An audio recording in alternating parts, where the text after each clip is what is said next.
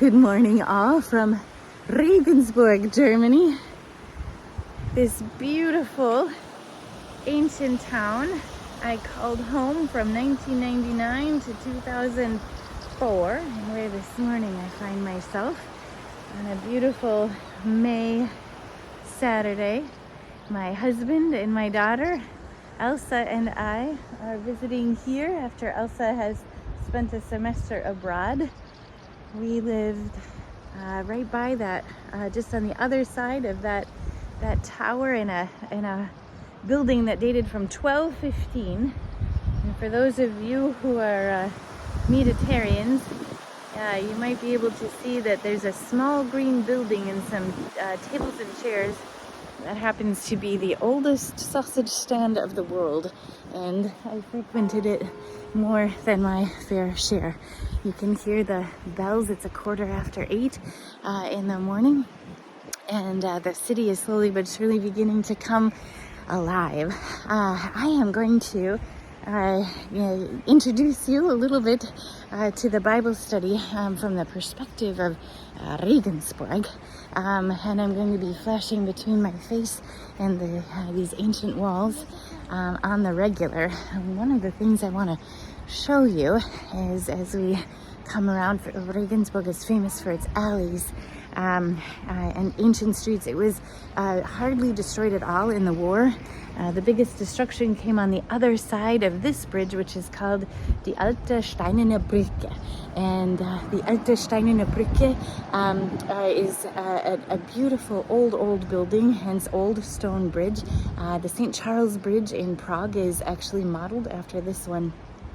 The only damage really that Regensburg proper sustained was by the Nazis themselves at the other end, because they didn't want the Allies to come across. Part of the theory about why Regensburg wasn't destroyed is because it's a legend, because there was an American general who was in love with a Regensburgian damsel. I don't care if it isn't true, that's my story and I'm sticking with it. We'll walk across here, this particular passage, and you can begin to see, yeah, I'll show you.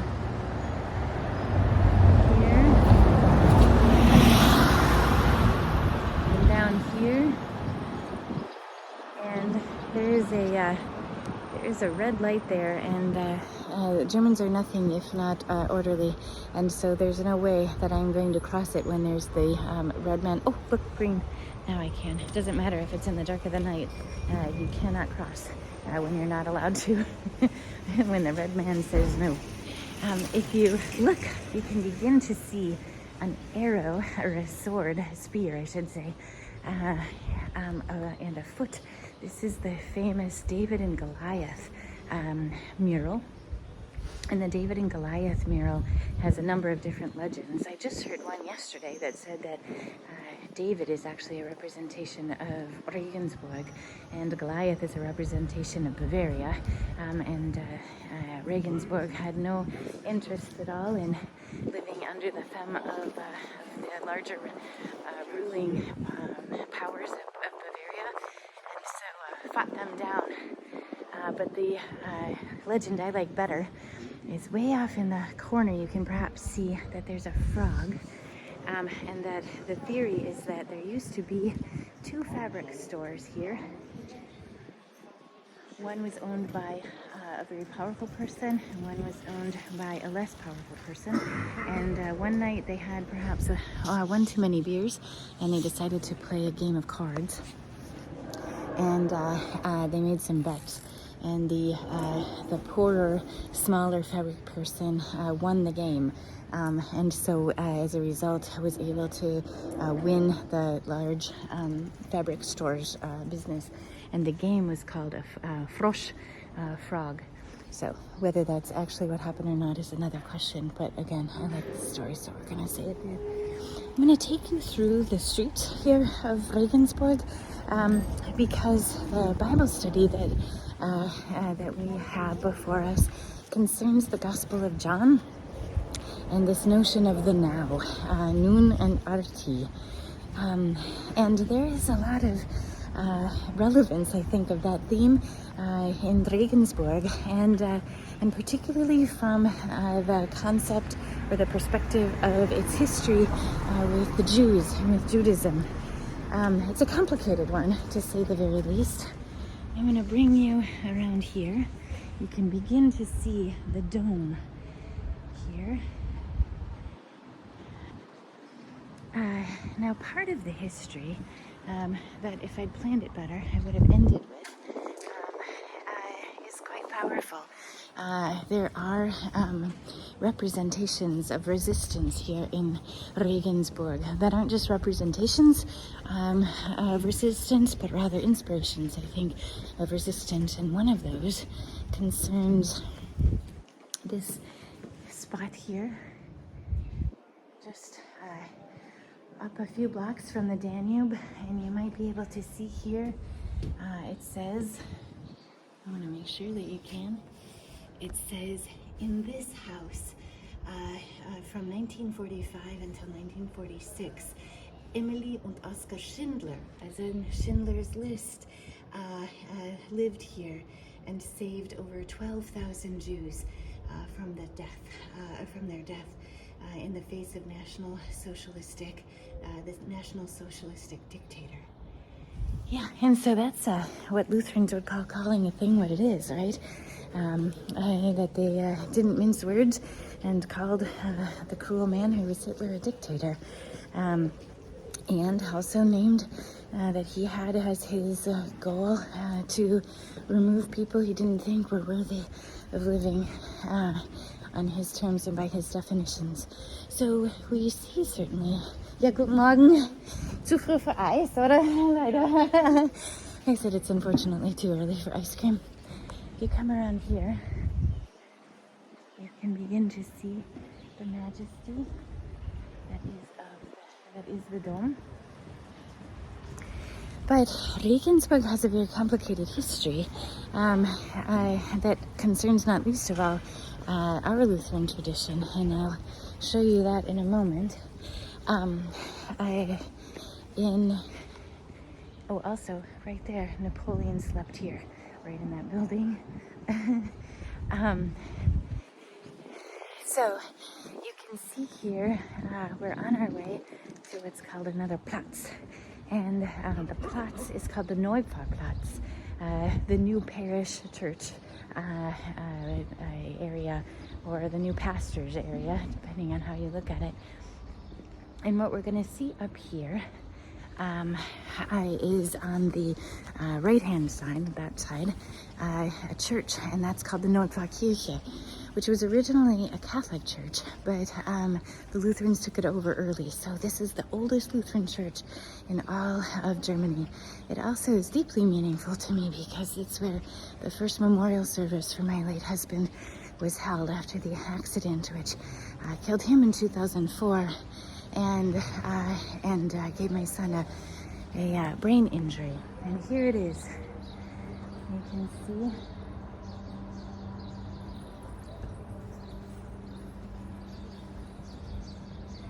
Now, what you also will be able to see on the other side here, and I'll show you, is that there's a white line that goes around this particular area. And that white line represents a synagogue, because what they discovered just only about 30 years ago is that this particular church was built on top of a decimated synagogue, that the Christians tore down the synagogue in order to build a church. And so two ways to mark that are right here. First, you can see a large piece of art. It's an architectural sculpture, and it was done by an Israeli artist. And it outlines the original form of the synagogue. The other thing that you can see, perhaps right over where those two people are walking, there's a white line, and it extends here. You can see another element of this white line that's right here. It extends past these wonderful farmers market stands all the way to that large newer building. And then you can see it also under this, well, you can't see it under the truck, but trust me, it's there. And then you can see it here. And that was the outline of the synagogue. And this is an important pattern that Regensburg is making in order to remember their history.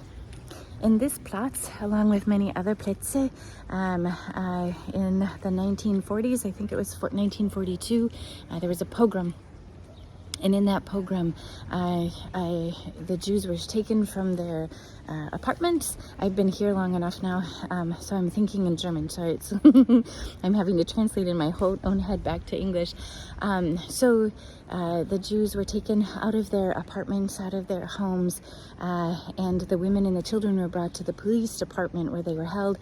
The men and the boys were deported to various concentration camps. Some came back, some never did. And their homes were burned. So when they were returned after deportation, or even that night after the pogrom, the women and the girls returned from the police station to nothing. And Regensburg has been very intentional about remembering that history, right? Of not pretending that it didn't happen. And again, as we Lutherans would say, of calling a thing what it is. That they cannot appreciate or own their present unless they appreciate and own their past. The days of book banning and book burning, history hiding, Germans have no time for it because they understand that when such things happen, when we forget and ignore and pretend that we weren't part of a tradition that was deeply damaging, then we do disservice and dishonor to those whom we're forgetting intentionally, but also to ourselves. We Lutherans certainly begin our worship service every day, right, with confession and forgiveness. But if we pretend that there's nothing to confess, forgiveness is ultimately meaningless, of course. Up here, though, I'm wanting to show you another piece of Regensburgian history. But before we do that, let me show you a little bit more of this beautiful town. There will be quite a lot of clanging here because they're picking up the garbage and bringing in foods for the farmers market that's coming. But I want to be sure and show you. Let's see, I might be too short. We'll cross over this way. And haha, there it is. It says, it's a cafe, very good cafe, I might add. And it says, Anna liebt Brot und Kaffee, which means Anna loves bread and coffee. So yes, we've eaten there. And my husband and daughter are still asleep. Right around the corner here is where our little quiet spot is, very conveniently located to that cafe. And up here, I'm wanting to show you another part of Regensburg's history that they're trying to recall vis-a-vis the Jews.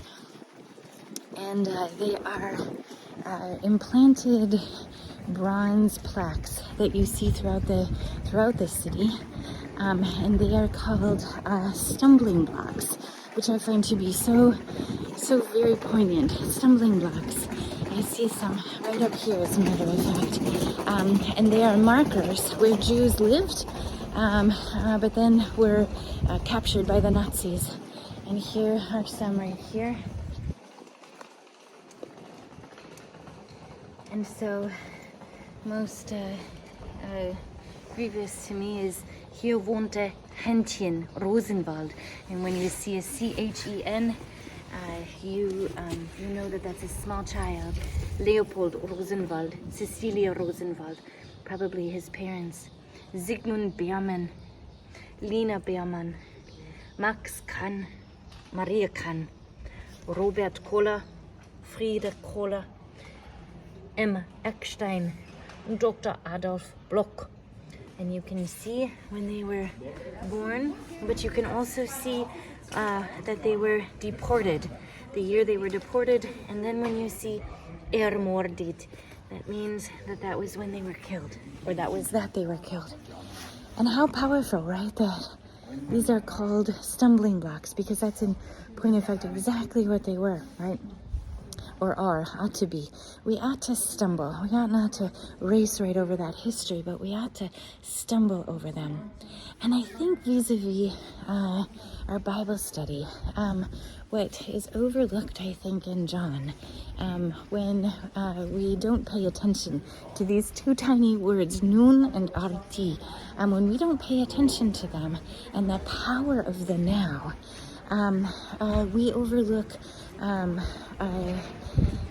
the way in which God acts in the present, and the way in which God calls us also to act in the present.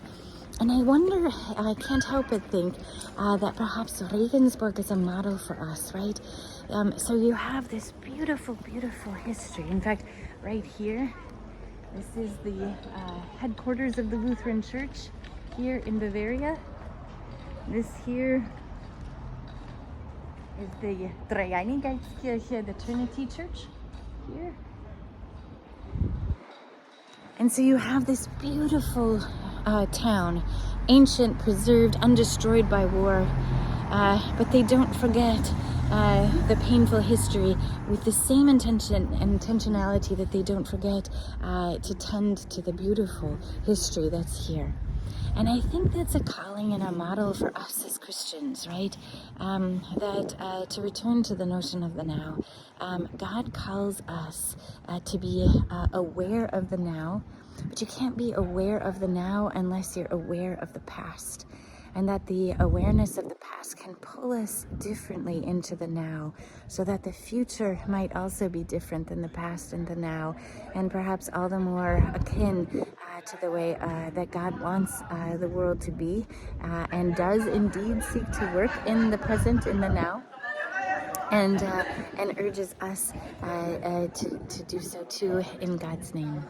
And so with that, I'm going to make my way back zu Hause, but with any luck I'll be able to do at least one other video about the gospel or the Bible studies before we go. Tschüss.